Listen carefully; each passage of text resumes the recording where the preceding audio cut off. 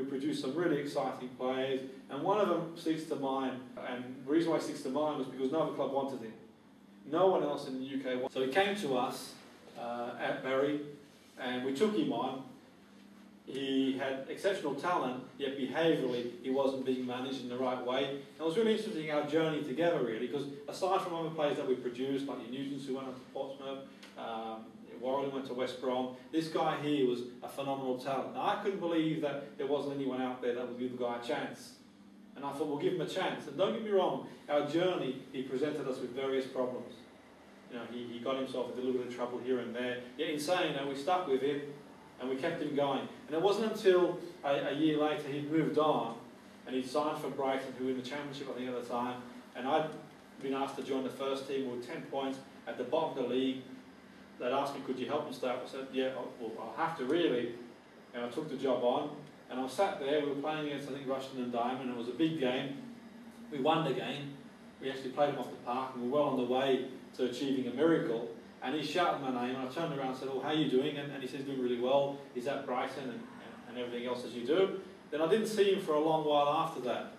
And the next time it was brought to my attention what he was doing, I was back in Sydney doing a seminar, and in the group that I was teaching the seminar, there's a guy from Australia who was working with me in the UK, who was back in Australia again, and he says to me, you know that lad that you were working with, he's playing tonight in a football match. And I wasn't aware of it. He said he's playing in the Champions League. And I said, really? And it didn't click to me that obviously he'd gone so far in such a short space of time. And he was playing with Fenerbahce against Chelsea.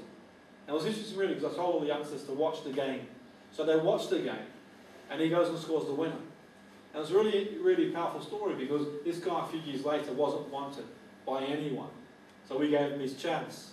And it's just really because if you think of the football tier system, it'd almost be like saying, okay, there's a player playing amateur football in this country would go on and play A-League within 2 or 3 seasons. That was the meteoric rise that he did achieve. And it was just through giving him belief. Giving him the belief, I think, and helping him along the way, and just supporting him as much as we could do to achieve that. And then the story doesn't end there. Switzerland for some media commitments. And as I'm driving, I'm thinking, gee, you know, this guy is playing for an international team. He was playing for Turkey in the European Championships. He opted to play for Turkey because he didn't get selected for England, and his mum was Turkish, so he took the opportunity to play. And I thought, it's unbelievable how 2008, in 4 or 5 years' time, he'd gone to where he was. And what was really powerful about that, when I got back to the UK in Manchester, I was asked by a journalist of one of the papers there, did you think you could achieve that in that time frame? And honest, open answer, in my own mind, it even surpassed my own expectations. But it didn't matter. What was important is he believed he could do it, and we supported him through that, and he got there.